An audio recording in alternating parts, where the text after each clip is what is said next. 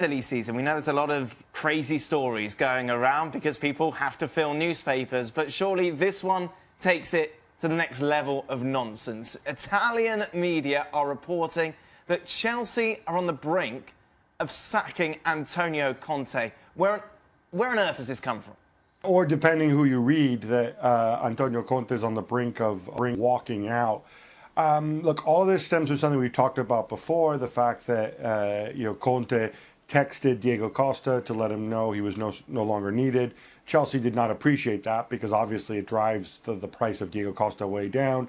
Some suggestion that Conte did this to try to spur Chelsea into action, to step up their hunt for a centre forward, probably Romelu Lukaku, and a central midfielder, probably Bakayoko as well. And in some ways that we've been here before with Conte because it's kind of what happened at Juventus as well, where he was successful and he just gets antsy in the summer over transfers, and ultimately after his third year, of course, he left. But my understanding is that Chelsea are pretty confident that things will be patched up. They've asked him to be patient, that they'll get him exactly what he wants, and that it's perhaps not very helpful right now to be sort of freelancing like that.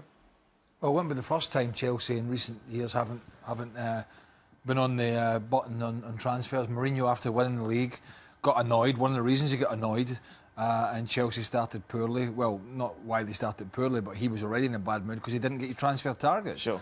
And if taking Chelsea into the Champions League, if Conte feels that they're not going in the direction he's going, that's maybe why things could be taking a downward turn. You can definitely see that Conte's now in a position of power, because who, against somebody like Abramovich, is going to... I mean, this is childish behaviour, quite honestly. Somebody who obviously thinks they have plenty of power thinks they can get away with something like this, and he probably will. To rumours, shall we? Ivan Perisic to Manchester United. This one keeps coming up, Gab. The initial question is he actually going to make Manchester United any better? Is he better than Mkhitaryan or indeed Juan Mata?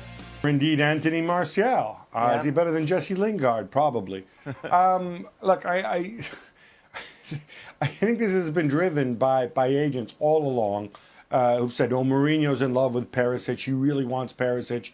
They're going to spend 70 million, 80 million on him. And then, as we reach crunch time, the numbers seem to be getting smaller and smaller. There's a big gap in the supposed valuation.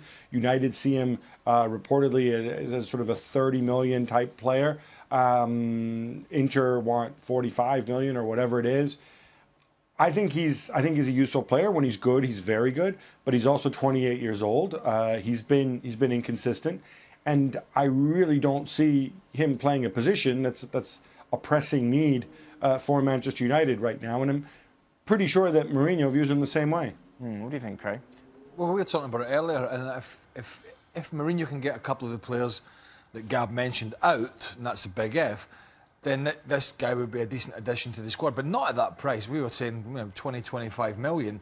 In today's market, you get somebody in, and they maybe play every other week or whatever, or they fill a void. He's absolutely perfect for that, but not at 55.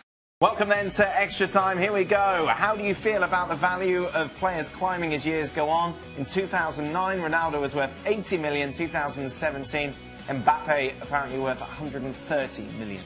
How much did you move for when you went from Celtic to Derby? Oh, 3 million. 3 million? 2.5.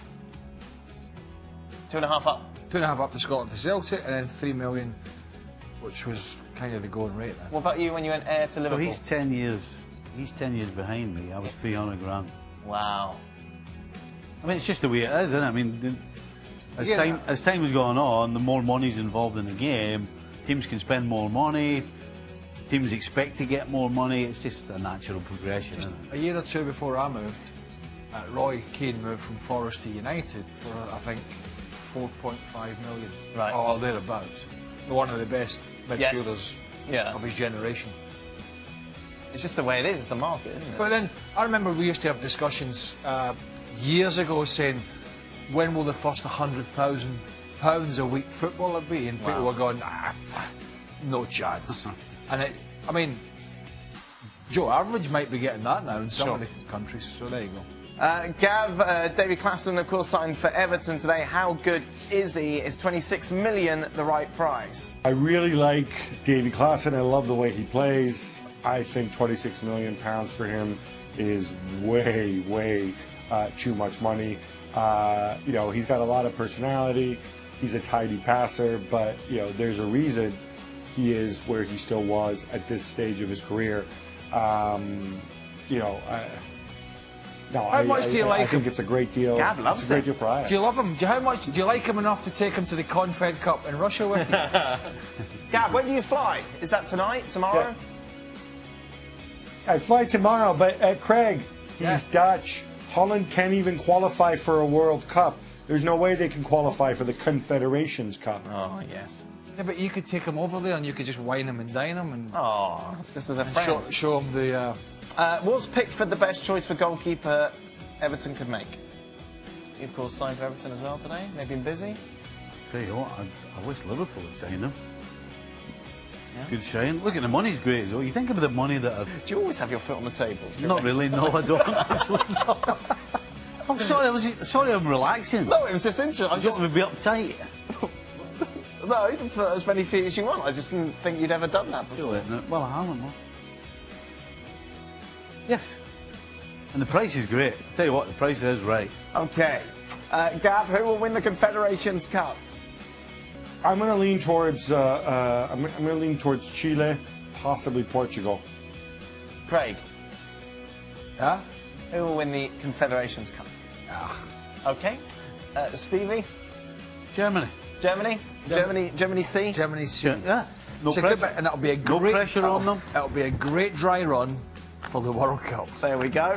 That is it. We are done. Thank you very much for being with us. We return tomorrow. Everton have been linked with Sunderland's Jordan Pickford, the 23-year-old, reportedly worth a deal of £30 million. Shaka Hislop is here with me because Shaka loves some goalkeeper talk now. Shaka, what Everton need now is a number one goalkeeper, obviously, with Stecklenburg and Robles not making the cut for Koeman, so he's in for a number one. This 23-year-old, is he worth it? Yes, even at that price, and as much as we may balk at the price, let's be honest, football prices nowadays, I don't think anybody can make full sense of. But there's no question that Everton are in desperate need for a goalkeeper. I feel a bit sorry for Robles. I think his numbers are good, and he's never really been given a long-term opportunity.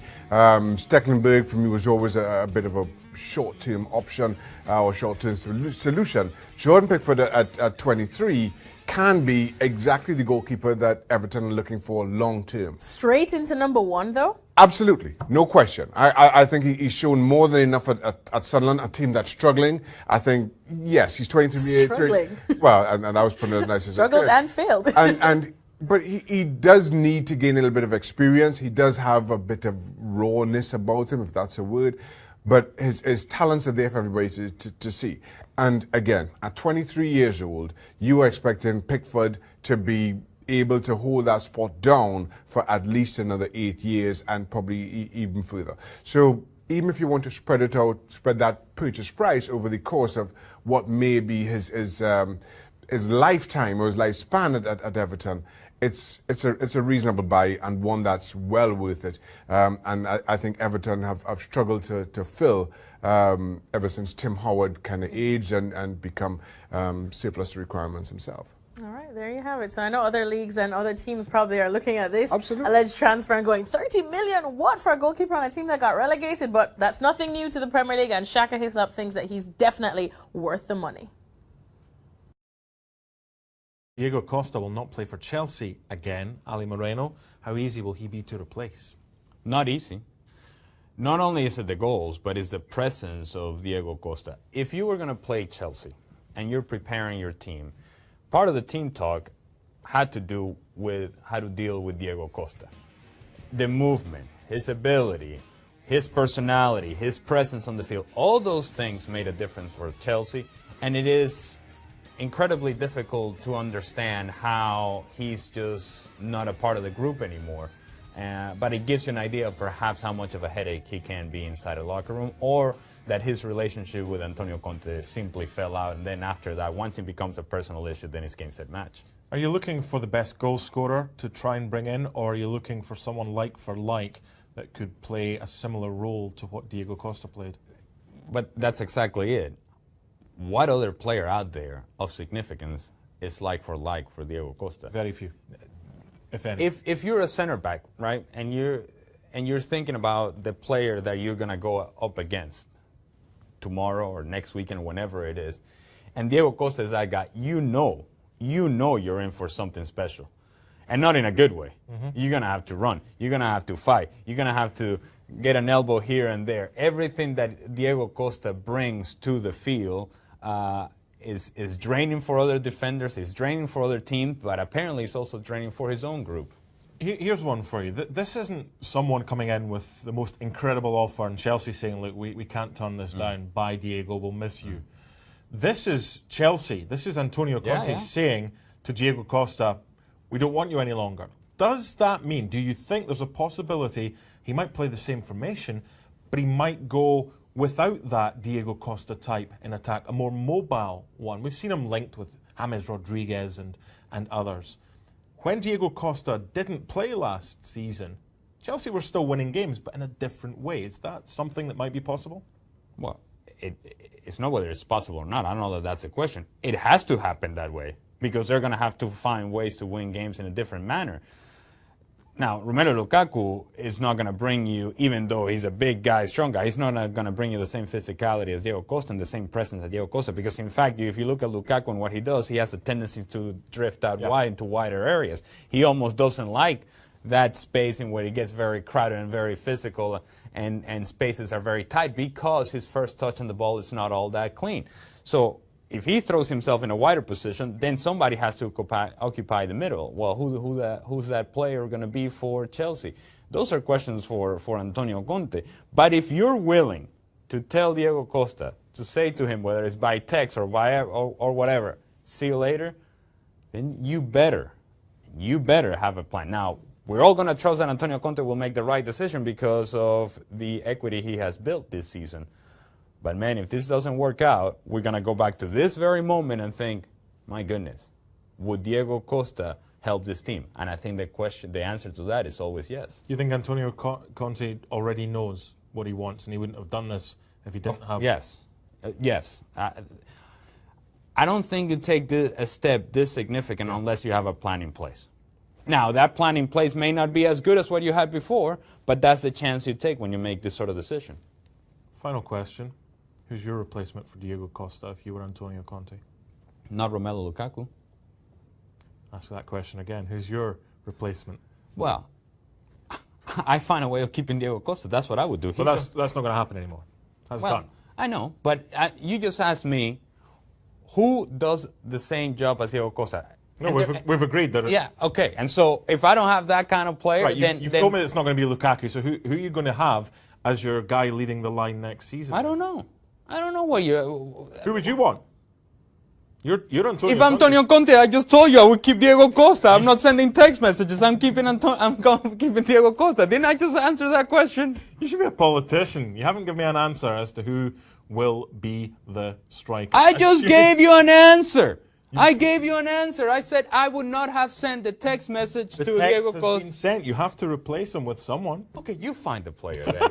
You find the player. You find the forward that can do the same job as Diego Costa. And when you tell me who that player is, then we'll come back and have this discussion. There is no player like Diego Costa. It's not easy, and it will not be easy for Antonio Conte. He's not made his mind up yet because there's no one really out there. Who will Chelsea go by? ESPNFC.com for all the transfer rumours over the summer.